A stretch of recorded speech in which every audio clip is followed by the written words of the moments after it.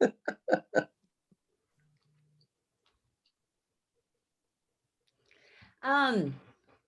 see.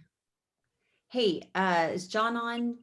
Steve Hubert can't find the link. I'm gonna have to send it to him. Representative, I can forward it to him again. Okay.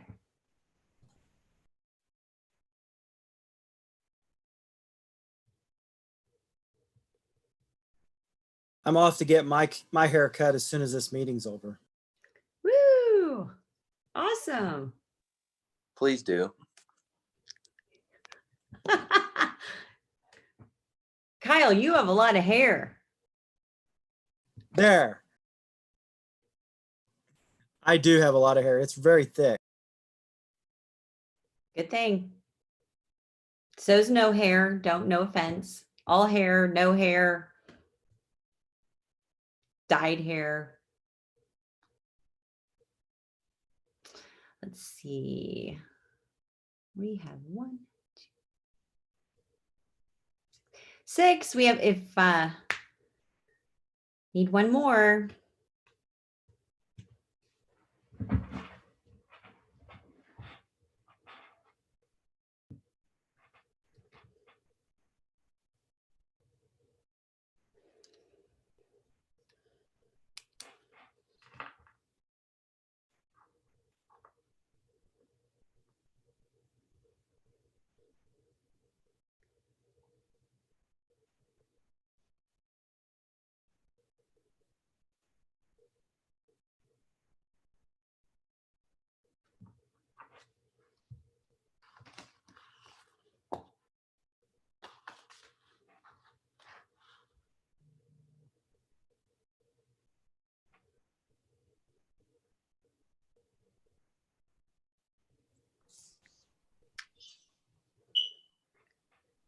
Well, hello, Go ahead. Dale and Brad.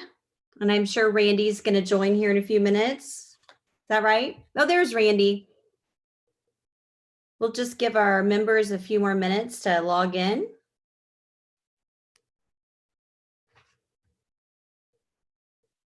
And State Board Member Porter.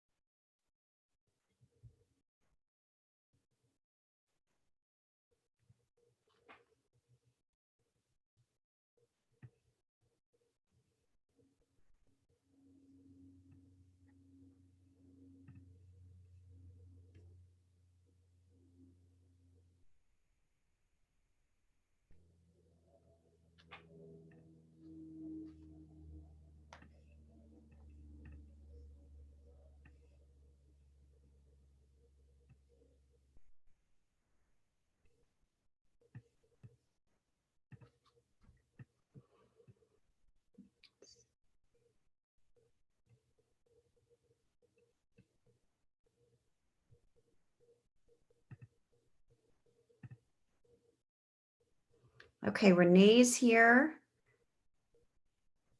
as well.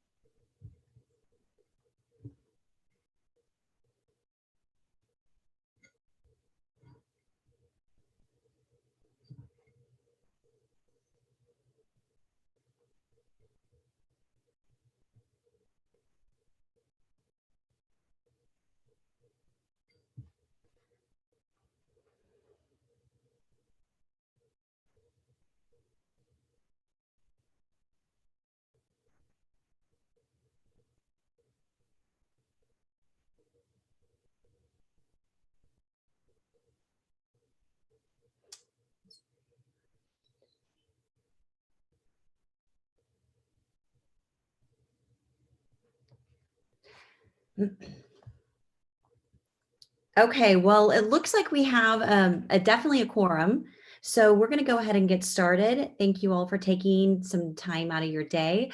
My goal for this meeting today is really just to accomplish a couple things. And I'd like to keep it within that 1 hour time frame if all possible.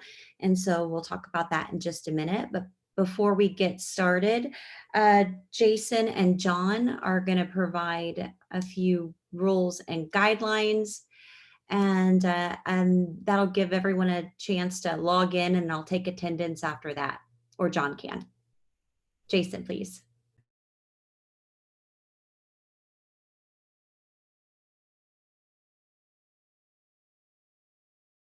Health and safety concerns. Members of the public are not in attendance at this meeting, but full access to this meeting is being conducted by medium of interactive communication, allowing members of the public without cost to listen to the meeting through the use of live stream audio broadcasting on the internet and teleconference as available. The audio link can be reached by going to the legislature's website, selecting the audio video link, then State House Live and Archive. The agenda for this meeting has been posted on the Kansas Legislature website, was included with the notice of the meeting, and may be requested from the Office of Reviser of Statutes using the Office of Reviser of Statutes official website. Any other documents presented during this meeting will be available on the website and from the Office of Reviser of Statutes. Each member of the committee and staff will state their name and title each time the individual begins speaking or voting so that the individual can be readily identified by remote listeners.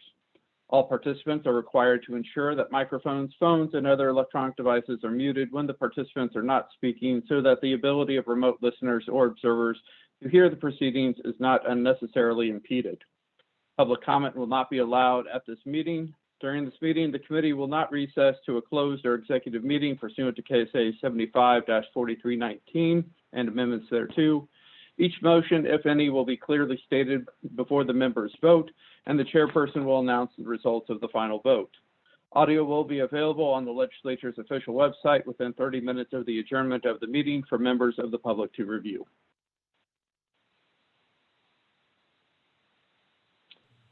That's all I had. Okay, great. John? Thank you, Madam Chair. John Hess with Legislative Research. The chair asked me to just walk through some of the features for using Zoom for legislative meetings if you haven't yet. I will note that if you bring your mouse cursor down to the bottom of the screen, you'll get a little pop-up that includes participants and chat. You can use that chat feature to talk to, it can only talk to the hosts. If you have a question, feel free to send it to Charles Dupree, CJ. He will be keeping track of the people, everyone who wants to ask a question. You can do it that way. You can also, if you click on the participants list, it'll bring up a list of everybody here. And in the bottom right-hand corner, there should be a little raise hand icon. If you click that, it will bump you up to the top of the list, the participant list. CJ will be keeping track of the order of that as well. And then when you are done, you can lower it. I would note also CJ and Robin have the ability to mute participants. So make sure you are unmuted when you start talking. And with that, that's kind of the general gist of everything. And if you have any questions or issues with Zoom, just let staff know. All right, thank you, John. I think we may all be a little bit more experienced now with this, so hopefully everything will work out fine.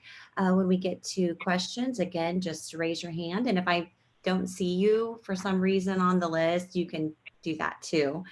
And I'm going to call attendance based on where you sit if we were in actual committee. So if you would identify yourself, your full name each time you speak. Jim Ward. Here. Adam Thomas. Here.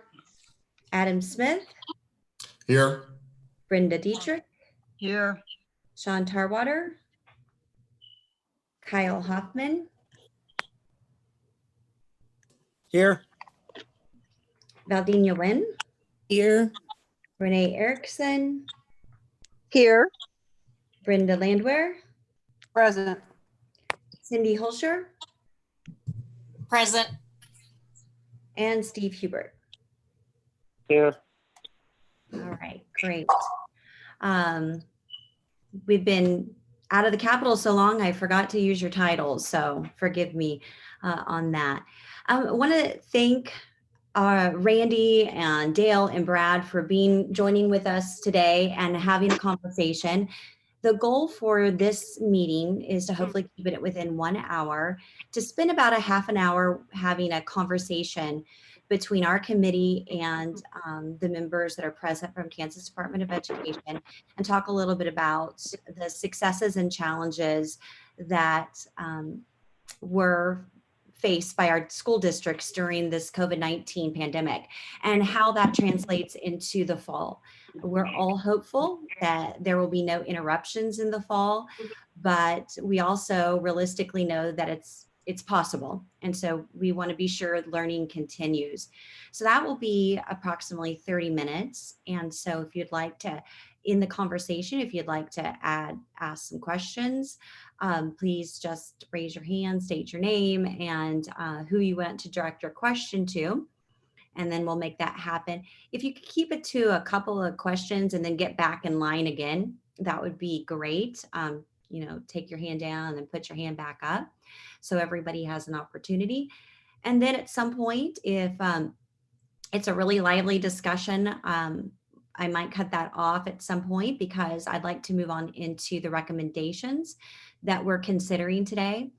I will tell you, for those recommendations, we will take a vote. It would be more like a budget recommendation. So it's not a bill.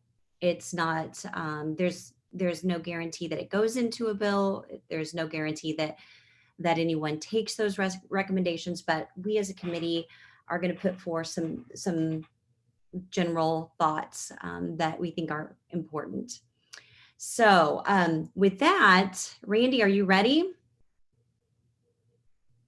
I am, Madam Chair. Thank you. Do you mind if I share my screen? I have some slides that we maybe frame it. Would that be fine? Sure. Okay, so I think I have to be allowed to do that on whoever's running. Because it says it's disabled by the host. Well, I'm not technically the host. John, who would that be? CJ, can you? We just did. Okay, Great. there we go. Thank you, John. So thank you again, Madam Chair and committee members. And sorry, let me come back here to the front of it, not the back. Appreciate the opportunity. It's good to see all of you in this virtual environment. And I know I've talked to many of you over the last several weeks, but it's good to see all of you again. You know, I think the state board, we had this discussion in our last meeting. It's really been a challenge as we try to really think about the success of each student and what's occurred during the year. I know you have the continuous learning plans. We've gone over those. Don't plan to go over those today, but share with you a survey that we did of the school districts and entities that we accredit, both public and private, and share with you some of what occurred at a high level with the continuous learning plan. Let me just say this though, over half of the states contacted Brad or myself and said, can we have a copy of that plan? In some cases, states copied that plan exactly as ours was, which was interesting, which was fine with us. You know that some people call it the gold standard, and we know that many kids did really well on the plan, and yet some kids really struggled, and that's true of families too. So I'd like to walk you through and then answer any questions that you have. So here's some data, and Madam Chair, you'll get a copy of this, and physically, and so that you have this. So there, you'll see 343 school districts.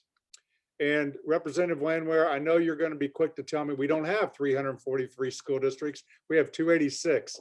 But and that's true. But we also have private schools and entities that we accredit. So I want you to think about this. The Wichita Catholic Diocese is like a school district. They want to be accredited as a diocese, and so we treat them as a district. The Kansas City Catholic Diocese wants to accredit schools by school. So St. Thomas Aquinas, for example, would be a standalone school. And then our Lutheran schools that we accredit all standalone also, and then we have a handful of others. So when you total that up, it's 343 responses. So the first question, what barriers did you encounter? And these are just raw numbers, but you can see lack of internet service and inactivity of students, or truancy, meaning students not showing up, were the two biggest issues faced by private and public school systems. When we ask what percent of your families have no or limited access to internet capabilities because of lack of broadband service providers, now, the way you would interpret that is 261 school districts said that really was not a problem. It's a very small problem. 2 districts said over half of our students in our entity, that was a problem. So when you look at this, and I know Representative Heineman's been working a lot on broadband issues, and the legislature has, it looks like the vast majority of school districts said to us, no, that wasn't really a problem for most of our students going forward. How many of the families lacked internet because of money? There was a little bit greater number that said that that was a problem with up to 30% of the families. But again, when you look at it from a big standpoint, most families seem to be able to support the monetary resources to have internet. And there seems to be most of our school districts, they could provide broadband to them. Even more, number of school districts said our parents do have a device. Now, most of those would have been checked out by the school, an iPad, a laptop, a Chromebook. But again, while some, and so I know what you've heard from all kinds of families and their experience. And let me just digress for a second. What I know in the COVID-19 experience, every family's experience is real. And so I think sometimes we extrapolate that to other families, but every family's experience is real. So if you hear, I've lost my job, we have 4 kids and only 1 device, we don't have good internet, all of that is true because we've heard from that. We've also heard, oh, my kid loved this. The anxiety level went down, and we've heard everything in between. So please know that every family's experience was very different in the last 8 weeks. What percent of learning is being delivered online for elementary students? 200 of the 343 districts or entities said 75 to 100% of our learning is being delivered online. On the not applicable, that would be high schools only or middle schools and high school only. That's why this is an elementary survey. So 200 of the 343 entities said we delivered almost exclusively online. For middle school, that number went up, and you would probably guess that, knowing the older the student, the more we're probably going to deliver that online. By the time you get to high school, it's a little bit lower, but it's about the same. That 252 districts said the majority of our learning took place online. I don't think that's a surprise to anyone. Packets, we had three ways you could deliver: packets, online, or in person. Packet learning, you can see that we've inverted the chart here.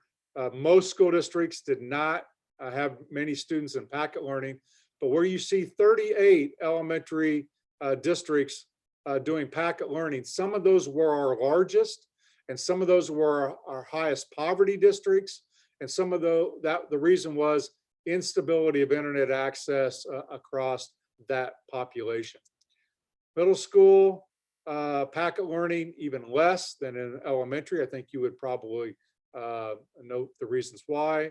But again, 10 school districts said for us, packet learning was, for our middle school students, is where we were going. Again, when we look at high school, packet learning not used for the majority of school districts, but for a handful, it was very important. Then what percent was currently being delivered face-to-face? Now, if you'll remember, in order to do this face-to-face, you could have no more than 10 students, 10 people, and that included the teacher or any para, and they had to be 6 feet apart. So as you can see, the vast majority of districts did not execute that with very many students. And yet we had 3 districts that did that with almost every student. And you may ask, who were those? They were small private and small public entities that utilized that option for the most part. When you get over to the larger number, 315, and that may have been 0 to 24%, so not very many students. Those were primarily a few special ed students or students that maybe had fallen behind. When we get to middle school, that numbers, again, you're seeing about the same numbers across the board, with some of the not applicable because they're either a high school or an elementary. And then when we get to high school, face-to-face, you can see again, small numbers that brought large numbers of students back. And to do that, it had to generally be a small private school or a small public school. We heard, as you probably did, from parents and patrons that said, gosh, I wish my school executed that more often, or I can't believe they're bringing kids into school. Can you shut them down? And they were within the guidelines to do that, that the governor set forth and that the state board set forth. So 3 ways: packet, online, and face-to-face. So Madam Chair, I don't know if you want to pause for questions or you want me to go into then our plans for next year. Go ahead and go into the plans for next year, because I really think that's where we want to spend our time. Okay, great. So we're going to call these stages. The planning for next year has been taking place then since around the end of April, early May. As Representative Williams, as you mentioned, Madam Chair, we're cautiously optimistic we're going to be back in school. Now, back in school may be with a lot of caveats, right? See if I can get my light here to come back on. It just went off, waving my arms, and it's not going to do it. There we go. So we're cautiously optimistic. We're 90 days out from starting school, and we're about 63 days from the date that the governor closed school. So I wanted to put that in perspective, because everyone says, are we going to be open? Are we going to be open? Are we going to be open? We're going to learn a lot in the next 90 days. And we've already learned a lot in the last 63, but we're cautiously optimistic that we're going to be back in school. So here's our stage 1 plan. Currently, we have over 80 educators working on the standards and assessment. So think we have grade level standards, and we have assessments that go from state assessments that go from grade 3 through grade 10, skipping grade 9. So we have 80 educators that are looking at those standards and assessments, and they're reformatting those in a variety of ways. And I can go through the reasons why they're doing that. First, we're grade banding those standards. So pre-K to 2, that should be 3 through 5. I apologize, that's a typo. 3 through 5, 6, 8, and 9, 12.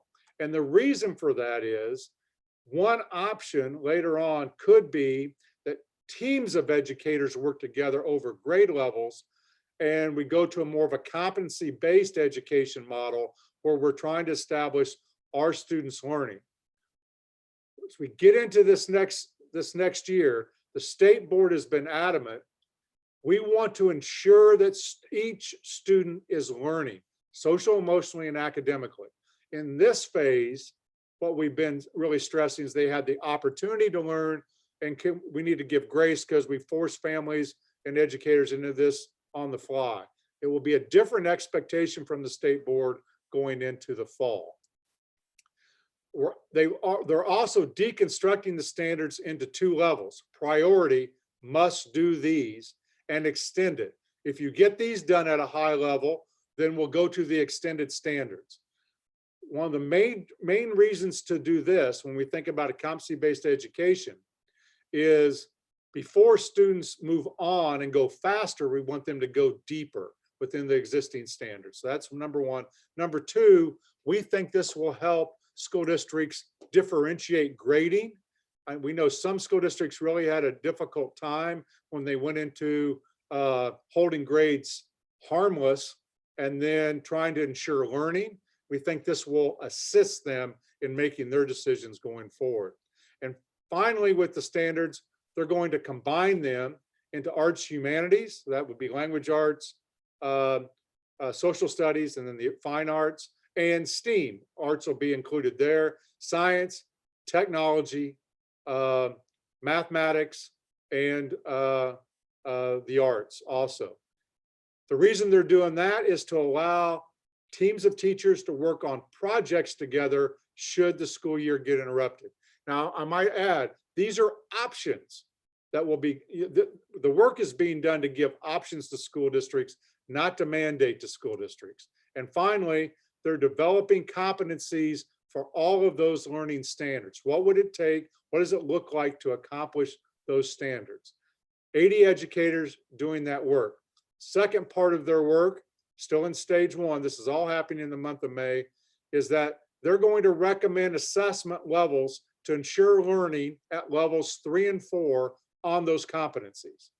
So if you go to this, how will you know that a student's at levels 3 and 4? They'll be recommending that, and then they'll be taking the most commonly used assessments in Kansas. So let's start with free ones. We have formative, and just so that you know, the state assessment's called a summative exam. It takes place one time a year at the end of the year, and it measures learning.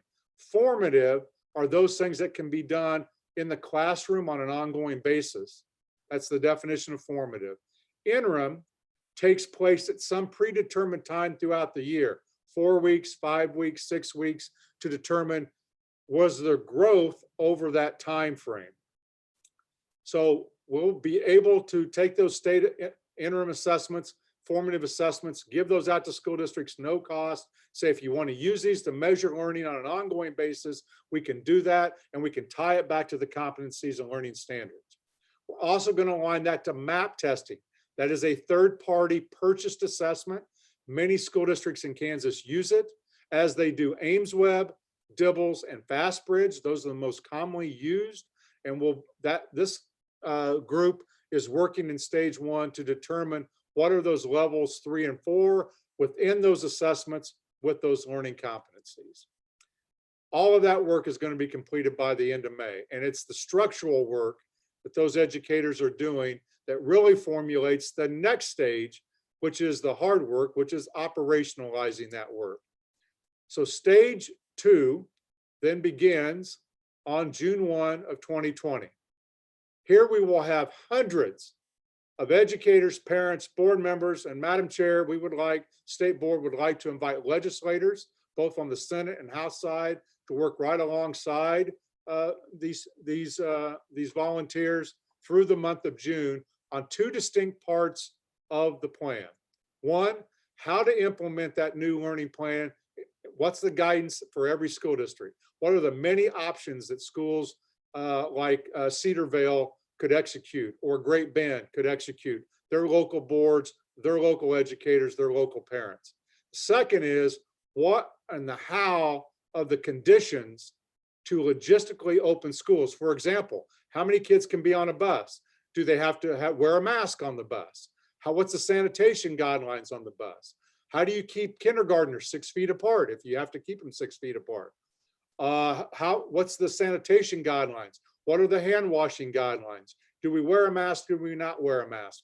What are the logistics that we want to provide to school districts as you think about opening or have to close and open? What will that look like? We believe there's a great likelihood in the fall and winter that school districts may come in and out of opening and closing parts of the building even, but not all the building. Again, we're working on all kinds of phases from that to everyone's just going along without any problems to, unfortunately, the pandemic explodes and we have to close down large sections of the state or the state in its entirety. That work is done in one month to be done by July 1. And then, pretty simple from that point, that work will be released and reviewed to all Kansas superintendents on a Zoom on Friday, July 10th. It goes to the state board and they will vote on those guidance plans on the 14th and 15th of July. And if they approve that guidance, and remember, it's guidance, those documents would then be released to the field to start planning for the 2021 school year.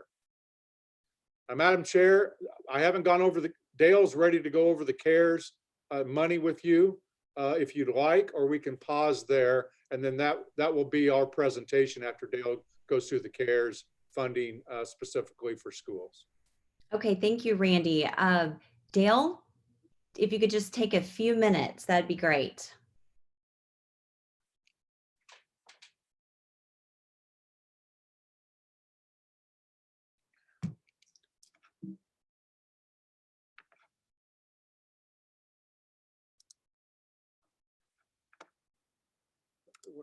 We got Dale, you need to be unmuted.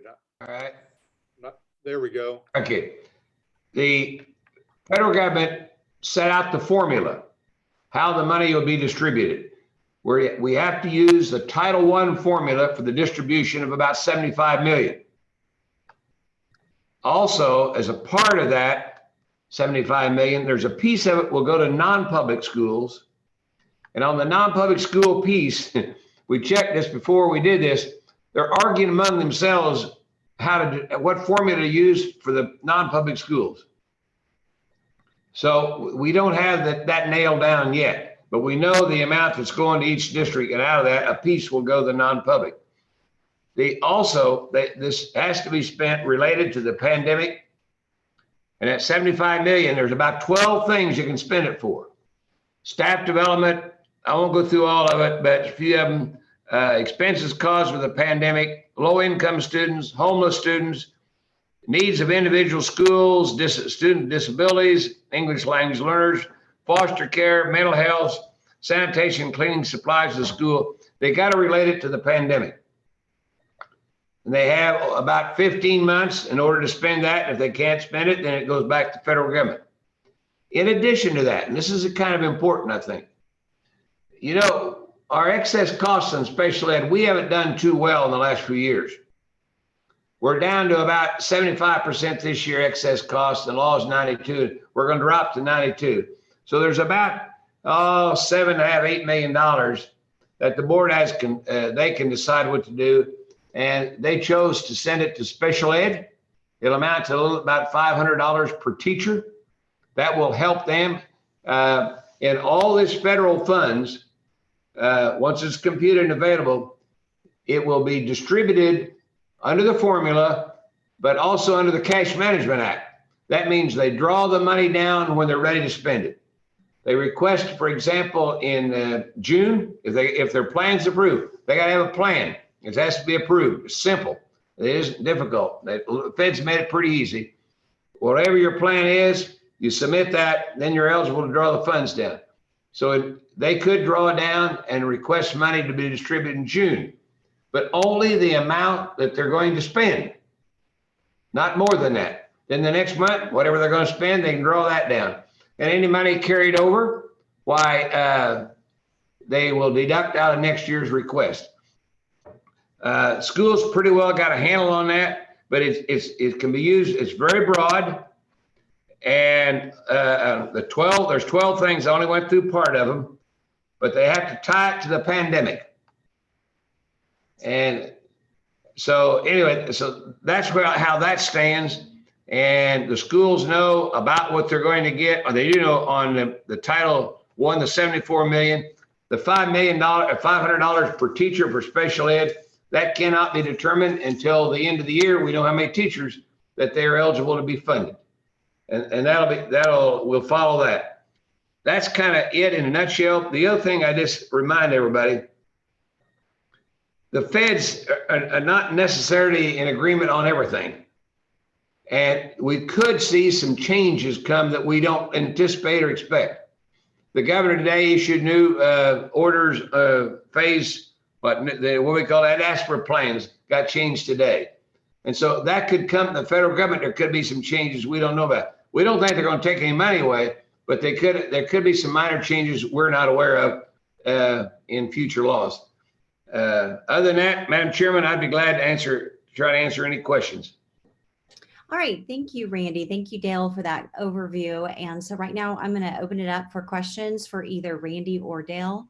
And it can be on the funding, it can be on continuous learning, present and in the fall.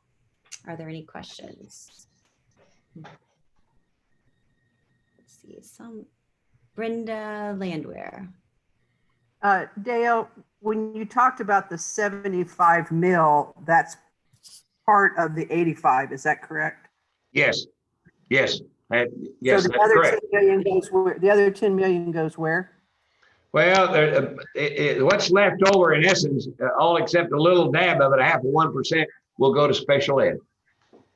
Of that 10 million? Yes, and yes, and it's really it's about 76 million, and the other part's about 8.5 million. So then there's 0.5% for administrative fees, but it all goes out to the field, except for that. Okay. And at some point you could have staff get us a breakdown of what those 12 items are the money can be spent on, and then also what the districts are getting as well as the private schools. Is that correct? Yes, now I tell you what, the private schools, they're still arguing about that, but as soon as we know what it is, that's not a problem. They put out a formula and somebody challenged it and said, you're not following the law. So now they're back reviewing it.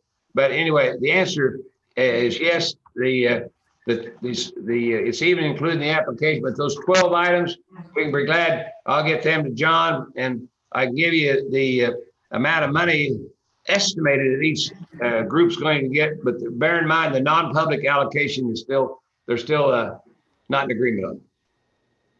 Okay, and then Christy, if I could, I have one question for Randy, and I'm not sure, Randy, that I was following so much on the measurements. Okay, so you've got a measurement that could be done all year long to kind of track where the kids are at, but that's the option, correct? Well, I cut out just a little bit there, Representative Landwehr. So what we have the standards by grade level, and we have a summative assessment that can measure it at the end. What we're saying is we're going to take the most commonly used off the shelf that school districts use, and we're going to take our interim and formative assessments, and we're going to more closely align. So if there's a break in service, we can say, here's where they are now, and we can measure loss more quickly, and we can know the competencies that those students will need if they want to go forward. Now, Representative Landwehr, that would just be an option available to school districts. It wouldn't be a mandate. Is that helpful, or did I confuse it? No, it's helpful. I guess the mandate part just kind of bothers me a little bit, because if we're not measuring these kids, and we know how mobile they are sometimes, just, between districts, especially when you get down here in our area, you can cross the road and you're into, Wichita, or you're into Mays, you're into Goddard, et cetera, Valley Center. So Well, anyway, I think Representative a Landwehr, concern. as I said, I apologize, I talked over you. The state board has said to me, when we enter this next phase, we're ensuring that each student is learning social, emotionally, and academically. What would be not the mandate is how Mays or how Wichita goes about it. We'll give lots of guidance and options, and they will pick and choose what they want to put in their plan if they are interrupted going forward. But okay, so let me, one more time, Madam Chair, is there'll be some type of measurement. It's just they'll decide which one that they use to measure them on a regular basis, because you're saying there's multiples. Okay. That's right. All right, thank you. All right, thank you.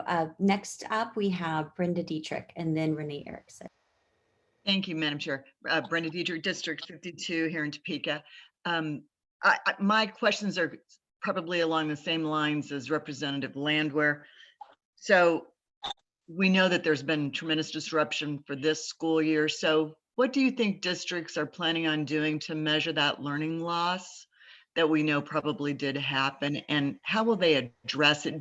Do you suspect this next school year or this summer even? Well, thank you, Representative Dietrich. So the first thing that they're going to have to do, if they wait till August, is assess social emotional, what happened, because we have a lot of kids that this has been hard on, social emotionally and academically. And then we would want them to formulate a plan, and it may be not just a 1 month or 1 year. If you think about it, other than the seniors, the class of 21, you could have multiple years to catch that up, depending on how big the slide was. Now, some districts are already taking the money that Dale talked about, the CARES money, and they're scaling up this summer. Especially, we've encouraged this and said, special ed kids or kids that you knew we couldn't find, right? The families didn't engage us at all. We couldn't find. Start bringing them back in small groups and use that. So that will, we already see that will start happening in the summer, but it will really ramp up when we get ready to come back in August. Is that helpful? Okay. All right. Representative Erickson?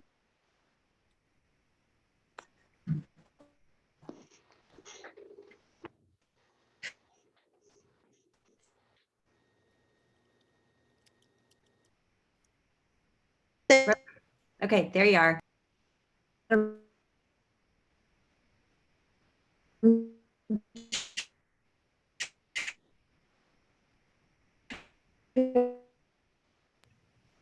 Renee, there's some type of interference.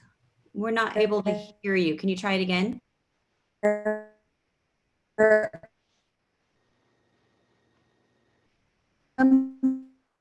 I do have a couple of questions. My first, Hey, Renee, where'd you go? Renee, can you hear me?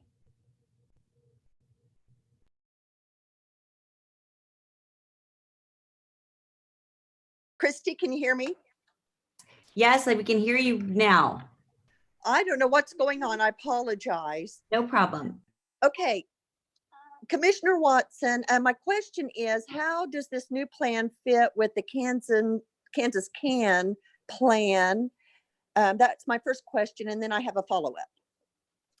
It fits right in line with the board's vision on where we want to go. And in fact, many people have said, we go to all this work and there's no disruption in learning. What will happen with all this work?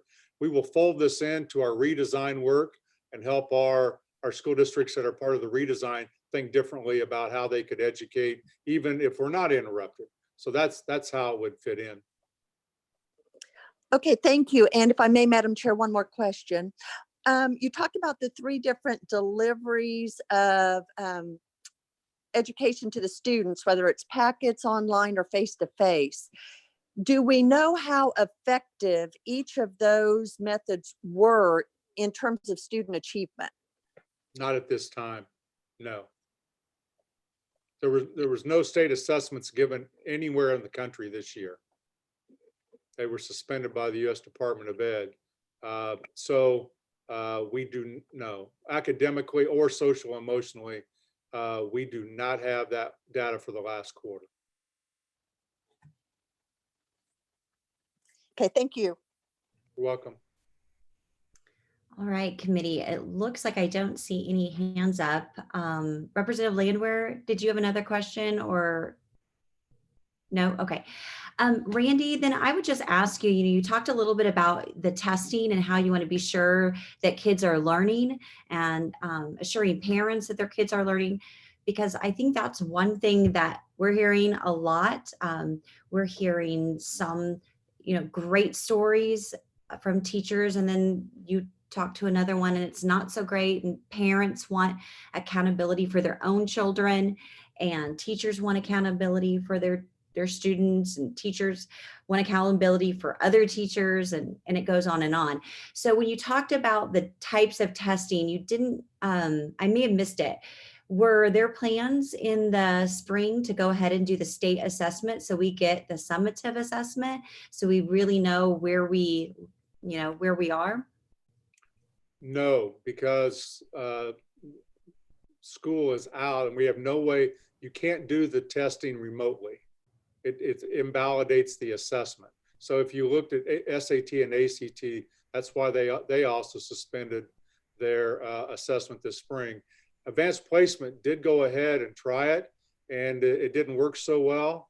Representative Dietrich will remember in her time as superintendent of advanced placement. So they're actually having to go back and now and reevaluate how they're going to do the assessment. So the state assessment window and where it's normed, it has passed. And there won't be anything done this spring along those lines. Well, I apologize. I feel like it's already summer, so I was kind of past that. So I was actually talking about 2021, when you were kind of going through the things that you're planning, the different types of summative and interim types of, or intermediate types of testing. I didn't hear the state assessment piece at the tail end of hopefully what will be a great 2021 school year. So there's two parts to that. So we can't give the state assessment of the spring, and I'm going to look at Brad to make sure this is correct, in the fall, because it's invalid for the purpose of that test. We could give possibly the interim assessment, which would be more of a growth model.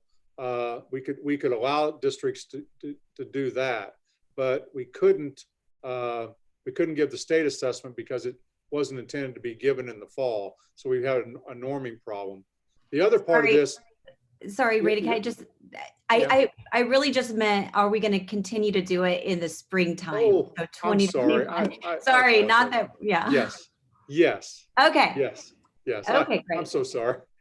I'm so sorry. I thought you were asking about the fall. No, we're planning to go back to the state assessment, but also have some more robust options that people that want to measure growth in between time too. Okay, and so that's just going to segue us. I don't see any other, oh, I do see one other hand, and then we'll segue into the recommendations. And Representative Tarwater.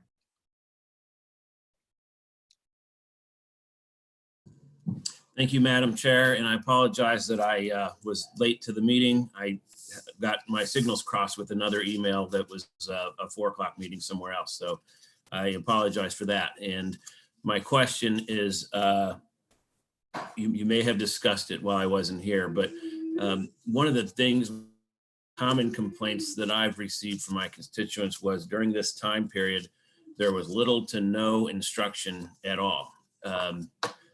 Most of the schools, or at least the ones that the constituents spoke to me, kind of gave their students more or less busy work, and they didn't really have new things that they learned.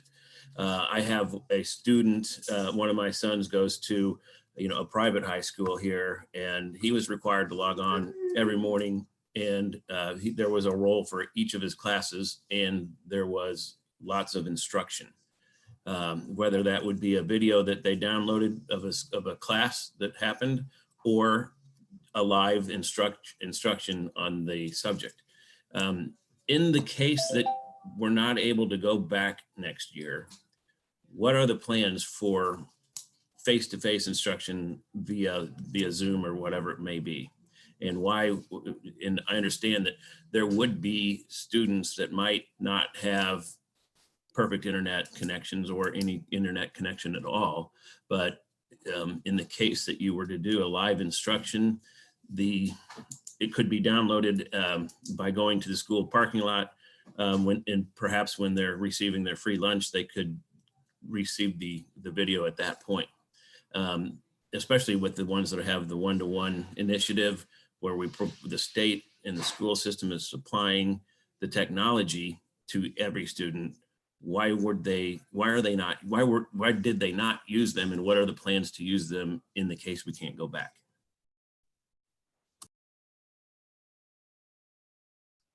Thank you, Representative Tarwater. Sorry, I was muted. So as I said, I think earlier before you got on, everyone's experience in this pandemic is real, and it's much varied. So I've heard from parents that there's too much work. there's too much, or I've heard, as you said, boy, I didn't even engage in my teacher. I wish I could have had more engagement. In some cases, it's within the same school. It's not even within a different district. And so I think when you go into stage 2, the month of June, the educators, the parents, the school board members, the legislators that are going to work on this will set the parameters by which the guidance goes out. Local school boards, though, have a constitutional duty on how that instruction takes place. And I know there's some fear that if you mandate that everyone's going to be on Zoom, that you can't deliver that. And then what do you do when that can't take place? As I mentioned, some of our largest districts didn't go predominantly online, Wichita, for example, to start, because they just didn't have enough devices and they didn't have enough internet. So the work that's going to be done in June, though, will give guidance on how to do that. So I don't, yes, I know it happened. I mean, it certainly did happen. And we would hope that we've learned from that and that we'll be much stronger going forward. That's why, as I said earlier, the state board has said the goal next year is not the goal for this year. The goal for next year is to ensure that each student learns social, emotionally, and academically.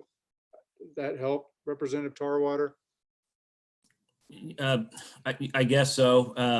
And will there be actual grades if in the case that we don't go back this year? Most schools allowed the student just to keep their third quarter grade for their fourth quarter grade, whether they did work or not. So is that type of thing going to continue, or are we going to hold the kids and the schools accountable?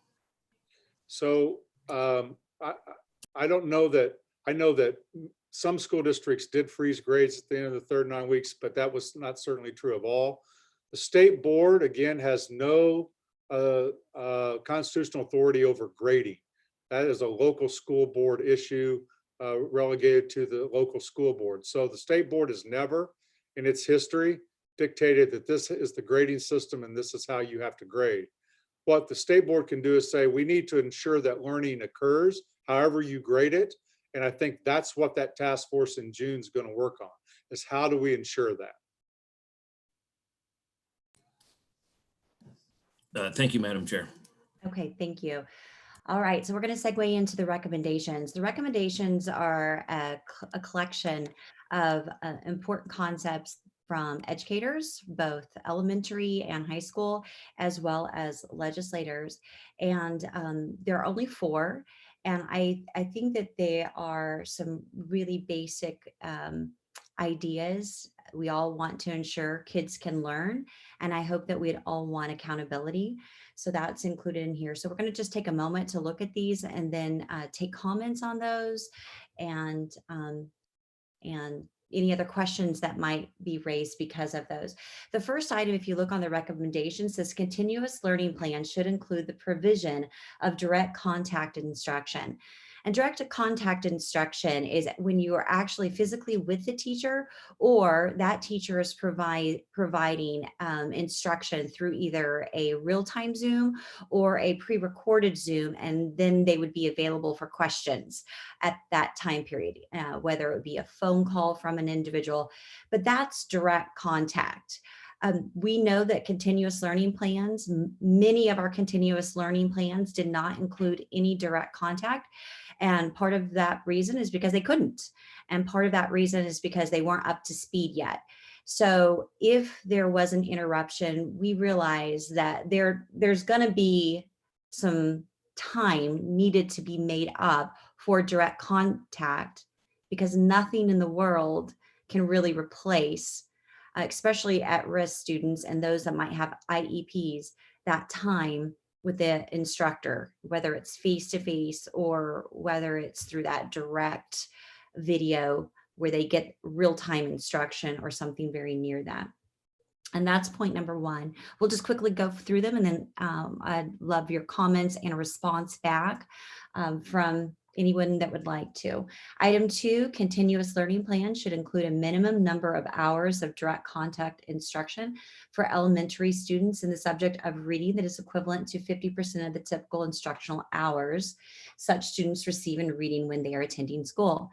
So it might be that in one school district, they spend a certain percentage of time in reading. It may be that a certain student spends a certain percentage of time in reading because of their particular IEP or their ability level. It may be that different grades have different amounts of times that they spend reading, but that's the one area that if we're absent 63 days from school, and I read several articles that said you can count on at least a 30% minimum loss in learning.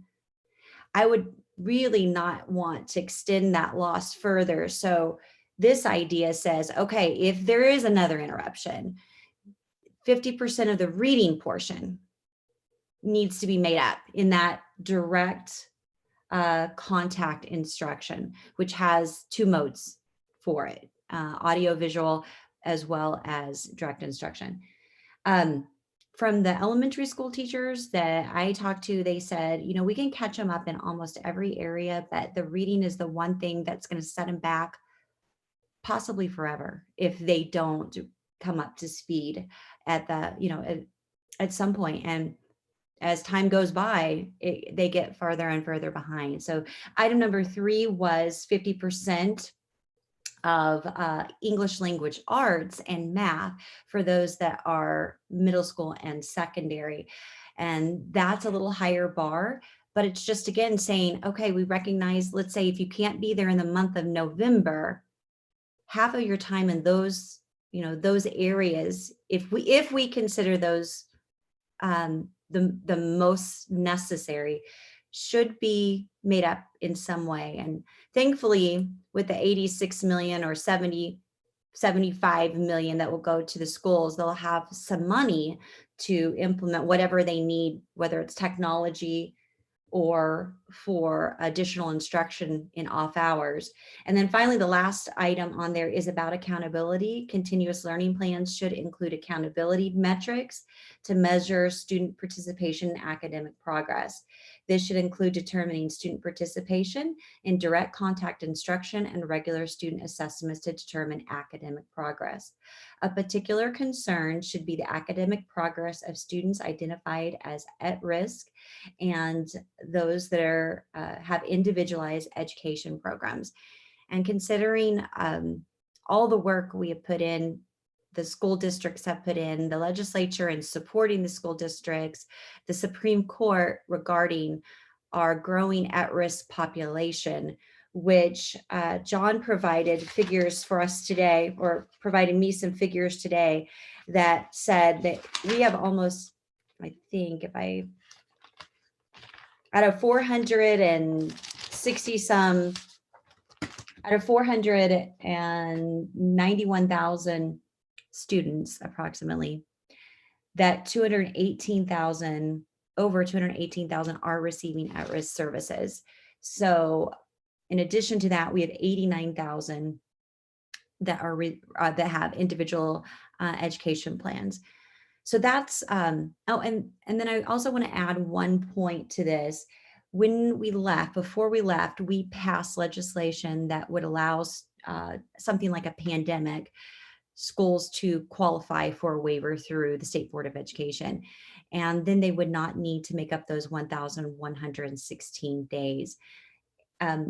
I think that the point was in the statute is that, and I'm going to read it, it says the period of time school is not maintained during any school year due to conditions resulting from disaster upon granting of the waiver by the State Board of Education shall be considered a part of the school year. And so the thought was, we in statute don't require any of the lost hours to be made up when they receive a waiver. The state board can require it, but the statute doesn't require it. And so we wanted to add recommendations that said, please make up some of those direct contact hours, because we believe that it's only through direct contact that the kids are going to, we can guarantee or better assure that kids will learn.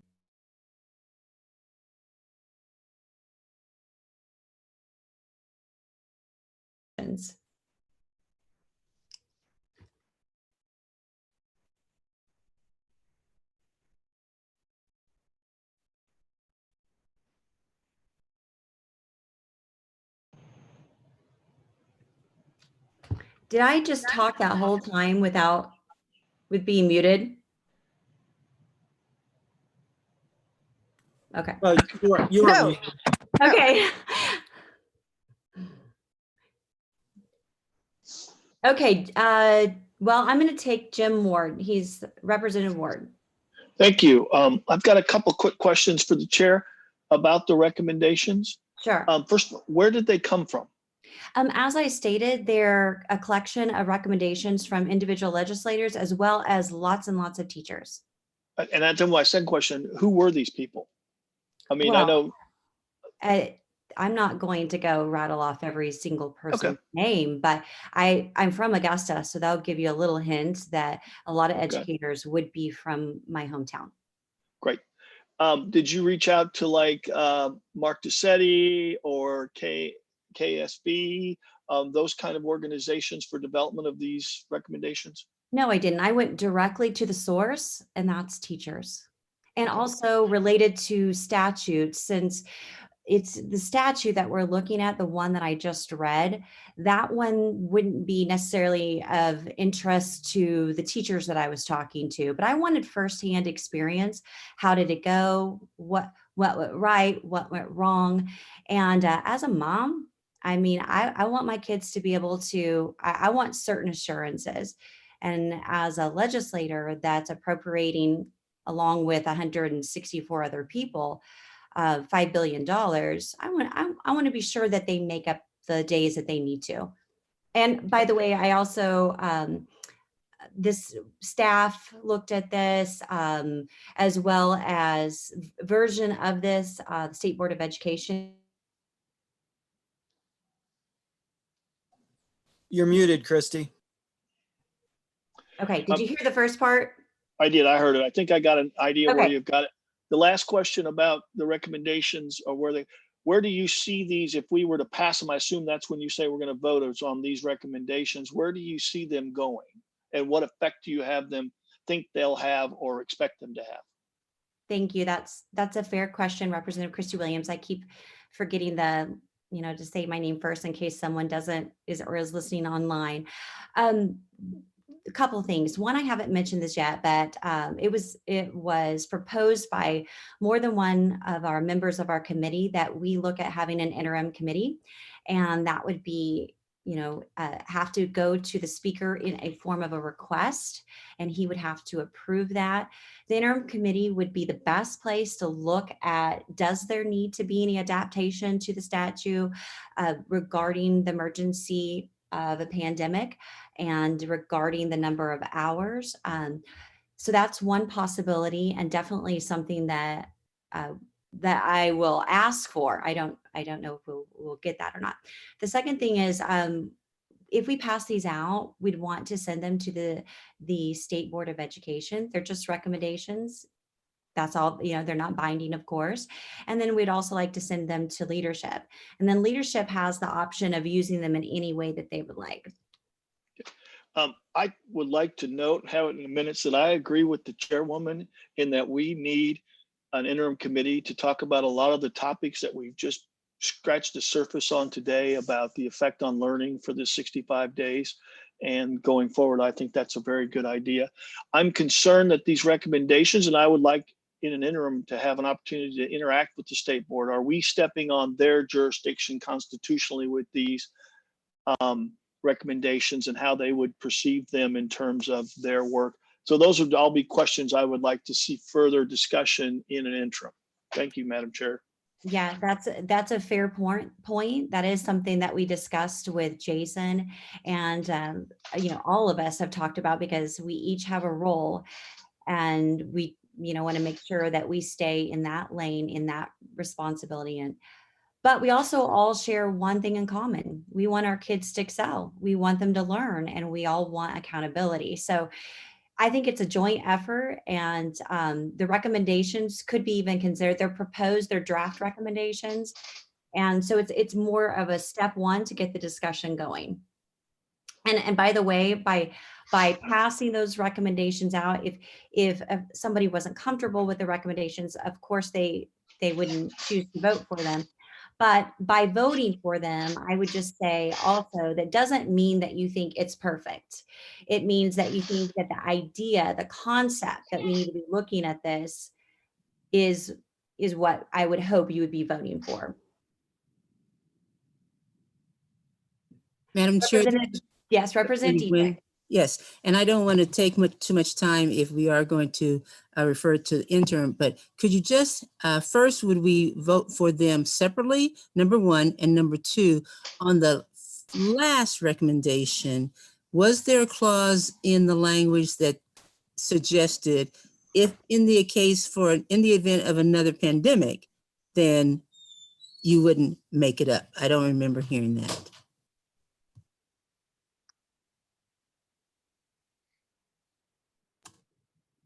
You're muted, Madam Chair. Thank you.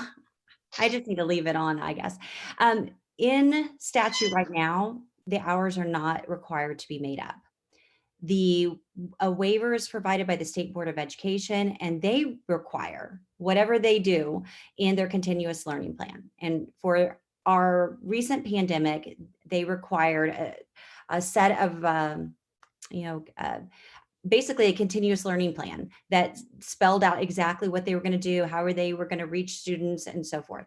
But the recommendations don't speak to that, and specifically, and the statute does not speak to that. It says they do not have to make them up.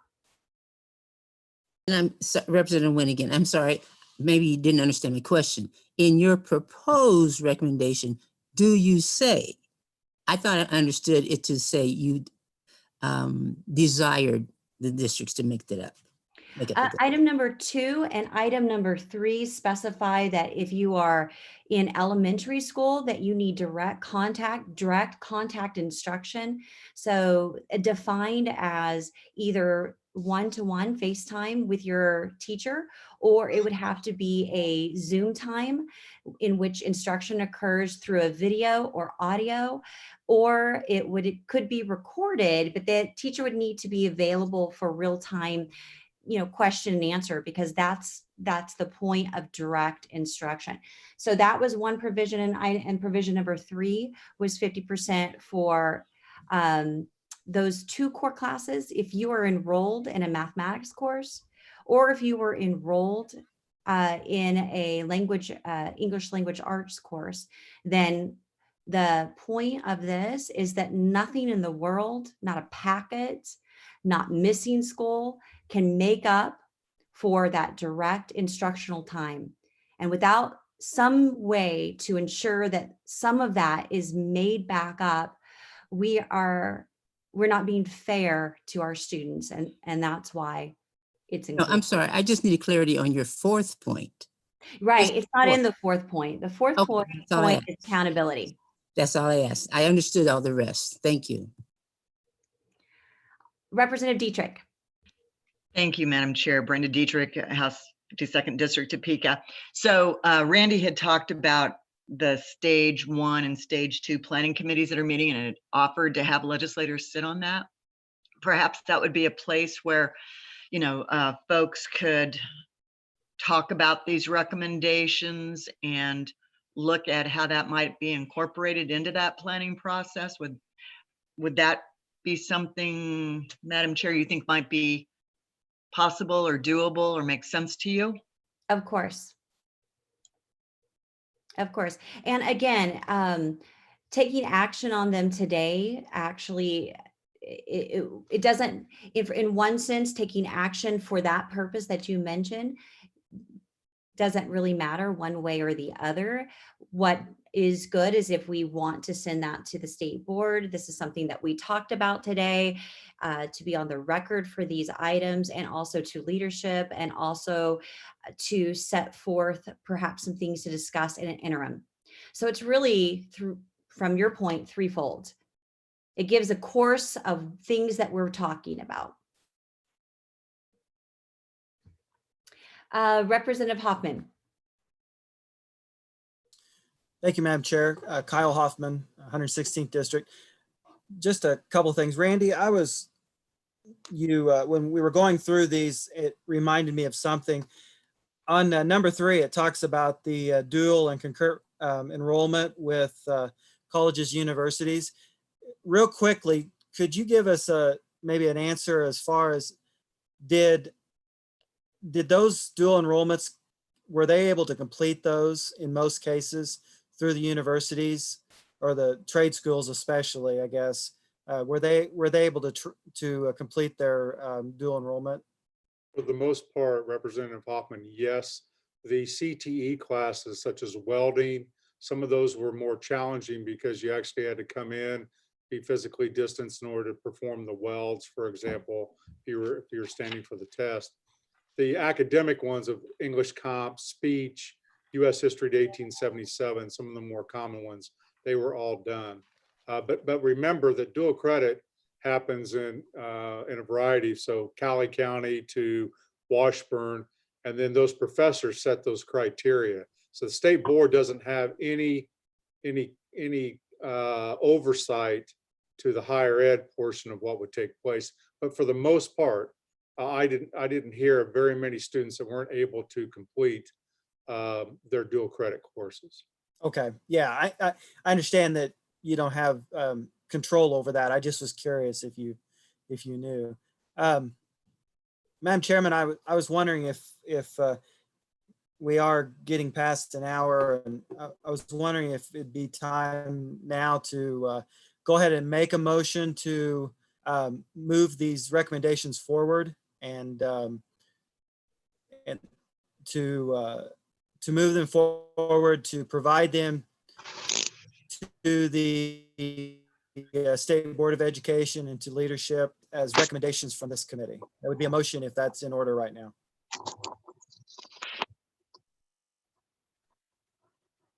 You're muted. There you It go. would be in order. Is there a second? I make that motion. Okay, I see Representative Landwehr and Representative Tarwater second that. All right, discussion. Representative Ward.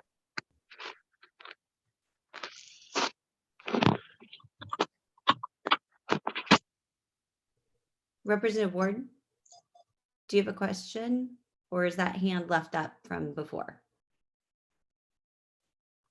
Okay, maybe not. Any other questions or comments about the motion and the purpose of Christy, recommendations? Yes, Jim. I'm sorry, I was still figuring out technology. This is Jim Ward, District 86, Wichita. I support the idea of using these recommendations as a request for an interim committee as a talking point beginning. I'm not so sure we want to send them to the state board yet until we've had a more in-depth conversation. So I can make a substitute amendment if you're open to that idea, or just vote against, because I think it's too early to send them to the state board without a lot more conversation with more stakeholders. I think these are a good first step. If the questions raised by your recommendations are legitimate ones that we need to address long-term, particularly for the next school year. But I think that's the better path to go. Thank you, Representative. And you definitely have that option of making a substitute motion. I also want to send it to leadership so that they will have it. And so I suppose that would be fulfilled in the request for the interim committee. Right. But I also want to, I would like the state board to have access to these, to be able to see these, even if they're considered in draft form, just so that they're aware of these items. And so having that sent to them is really the intent. And I think that it can be relayed that these are proposed draft, and Jason or John or the both can draft, or myself can draft an explainer that says these are just initial items. These are things that we talked about and have concern with or want to further develop? Madam Chairman, Jim Ward from Wichita. Here's my concern. We once passed a budget recommendation. I think it had 5, it might have had 6 votes. And that then became the House position, okay, for budget negotiations a year ago. I don't want this to be misconstrued as anything more than the beginning of a conversation about what the impact of 65 days of distance learning that we've had during this pandemic has been on the long-term development of students, and what should we do going forward as the superintendent discussed, the various tools available. I think that's a great conversation, but to say teachers have to spend 50% of their time recording the amount of day that they use for reading concerns me. I don't know if bad or good. I just need more input from teachers, and that's why I'm concerned about sending it to the Board of Education. And I see at least 2 staffers and 2 board members, so they know we're talking about this stuff. But when we formally send it over, I'm concerned that would give them the wrong impression of what the majority believe. That's why I think we get an interim committee, and that's where I'll be opposing the amendment, not because I don't think we should have the conversation. It's just, I think it's being formalized too quickly without enough input. Thank you.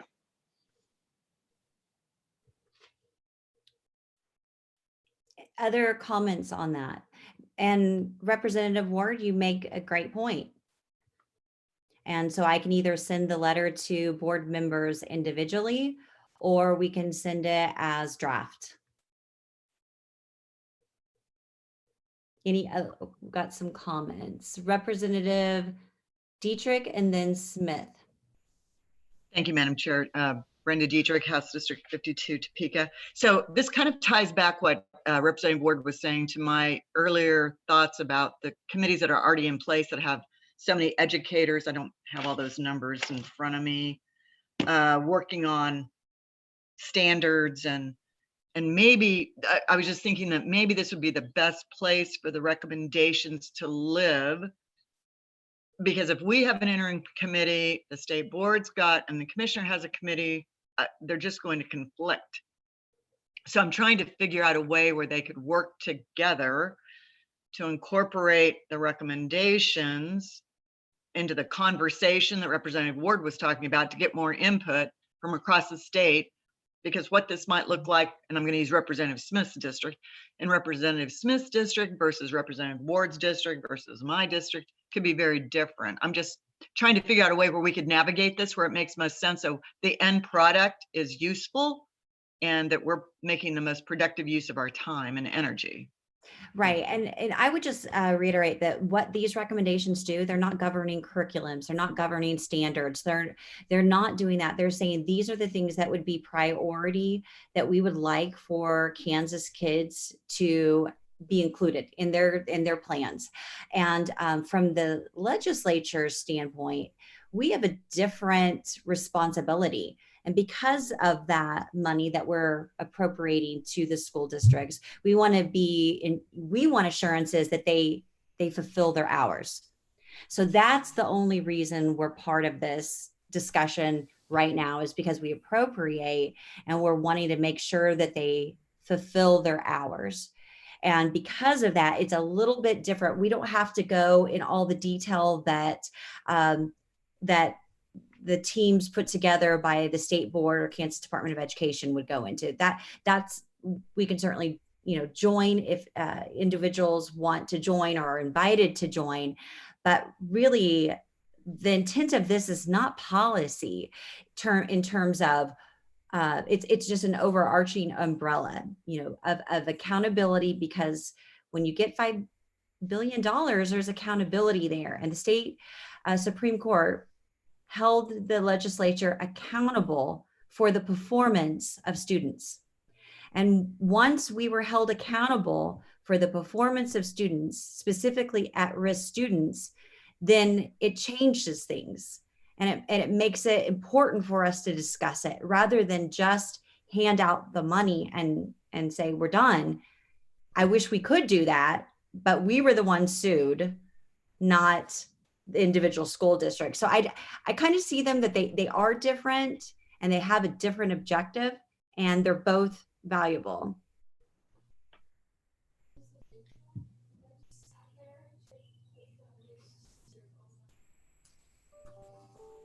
The other point, that I'd want to bring up is that it's gonna, in just a minute, Cindy, I do see you and I see Adam's in line too, that it'll take time for interim committees to be set up. There's no guarantee that we will get an interim committee, and that's a process. And so the other idea behind go ahead and sending it to the state board is so that they have it. I mean, yes, we've got some members here, but to have something, if there are a majority of individuals that think it's worthy to look at this, then that's why the option is now rather than waiting, because the interim will take a while. Adam Smith. Thank you, Madam Chair. Adam Smith, 120th District. I just wanted to speak in favor of the motion. As we were going through the 4 points, every single one of those, I started thinking back to the last 2 months that I've spent at home here with the kids working on reading and math and science and all the fun stuff that they've had to go through. I've been very impressed that a small school district such as ours out here in Weskin, reading has been just a very strong point. All the teachers, the kids have been doing read alouds over Google Hangout. They don't use Zoom, they use Google Hangouts, and they've done a great job maintaining that. The 50%, that's not 50% of the day, it's 50% of the typical instructional hours as it's read in these recommendations. And I think that's a great target. I'm not sure if there's any science behind that, or if that was just kind of a consensus at half of the time at least. Some kids that are higher performing might only need 25 or 30% of that actual face-to-face time, but those other kids that might be a little bit lower performing need a little bit more. And I'm sure that's things that an interim committee can weed out and kind of dig into the details. I don't think these recommendations on purpose, they're rather broad and basic. They don't get into the weeds too far. And as far as recommendations go, I think this is a good start.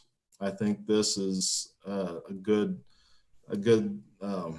just a good base list of things to work through that an interim committee can further refine and go into further detail. But I just wanted to say I'm speak in favor of the motion. I think this is a good start. Thank you, Madam Chair. All right, thank you. Representative Holscher.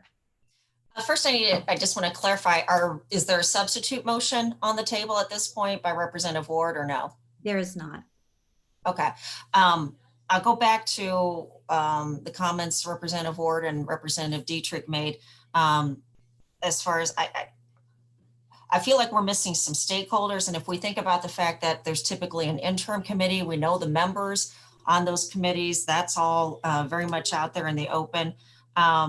So my concerns are that, I appreciate the great job the board and so many other people have done in these past couple of months to implement continuous learning to what sounds like become the gold standard that was adopted by many other states. So as a parent with 3 kids in public schools, I am greatly appreciative of that job that has been done. So in light of that, why would we not have them play a big part in telling us what those standards are? I feel like that's more of where it should be coming from, along with potentially an interim where, like I said, what's good in Johnson County may not work in other areas, but we need to make sure that the recommendations that we're making make sense in that regard. So while I appreciate what was put together here, I'm going back to kind of what Representative Ward and Representative Dietrich pointed out, that, maybe this is the start of the conversation. Thank you. Thank you, Representative Holscher. And I think that when you talk about stakeholders, this is a committee decision. So it's up to each one of us to do due diligence, to talk to our parents and teachers and administrators and get the best perspective that we can, a personal perspective. However, these recommendations are based on this committee alone. So they shouldn't be seen as this, that it's this team of 80 different people from across the state, that it's a team of legislators that serve on K-12, just like every other vote that we make. When we make budget recommendations, those are recommendations not from other stakeholders. They're recommendations from the knowledge that we've gained that we provide to the Appropriations Committee. And because time is rolling, and because the legislative interim committees won't be even put together until a much later time, I would rather have this formally provided as proposed recommendations. And I think it's pretty clear that they are just proposed recommendations, and they can look at them, use them however they see fit, but or not. But for us, the bottom line is that the schools have to be in school, they have to be with students for 1,116 hours. So that is a reason, that is the impetus for really taking a hard look at that. Are there any other questions? If there are no other questions, Kyle, you may close. Thank you, Madam Chairman. Kyle Hoffman, 116th District, I close. And John, would you like to take the roll in the vote count, or Cameron, who should take that? Madam Chair, I would defer to Cameron, since he is the committee assistant. Cameron, do you have the list? I don't have it with me. That's okay. That's all right. Go ahead. I can do it. Okay. Okay, good.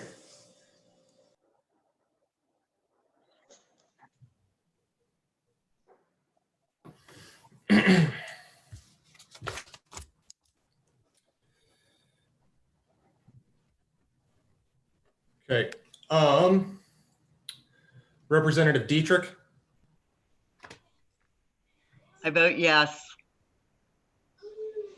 Representative Erickson, Yes. Representative Holscher,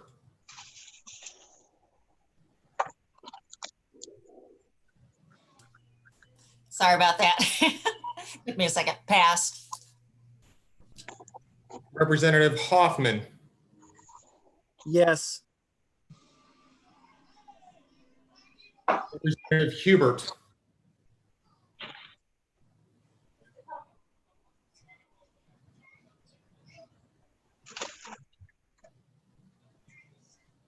Yeah. Yeah. Representative Landwehr, Yes. Representative Smith, Aye. Representative Tarwater, Yes. Representative Ward,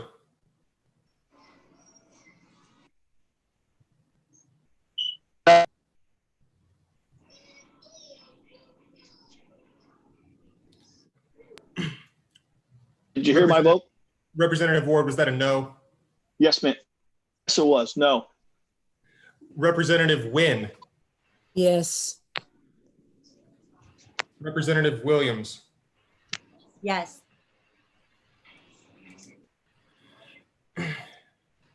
did I get all members of the committee? No, Oh, sorry, Representative Thomas. I vote yes.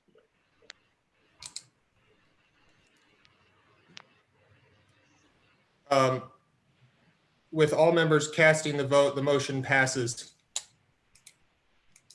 10 votes yes, 1 vote no, 1 pass. All right. The motion carries. And so with that, we would like Jason, John to provide this on a memo to the State Board of Education that these are possible or proposed recommendations for continuous learning plans during the 2021 school year. And we'd like that also provided to our Speaker of the House and leadership. And then I will also put in a request for an interim committee. Are there any last comments or questions? Sorry for going over. Thank you so much for all of our guests with us. And Madam Chair, before you leave, this Representative Wynn from Kansas City. Are we able, I know Mr. Watson said you would get a copy of the slides. Will you forward them to us? And then I just had a question for him. when did the school districts reply to your survey? Thank you, Representative Nguyen. I sent that to John Hess, so he has it. I believe he'll distribute it to all members, the PowerPoint. That survey was conducted prior to the state board meeting in May. So it was done the first week in May, and I believe it was due on May 5th, if I remember correctly, Representative Nguyen. Thank you. You're welcome. Great question. I wonder if that would have changed a little bit over time, if they were able to adapt and move in a, move forward on some of those items. And thank you so much for great presentations. Thank you for all the work that you do for our Kansas kids. We look forward to hopefully a very successful school year where kids are actually together. That would be wonderful. So thank you, staff, and we are officially adjourned. Thank you.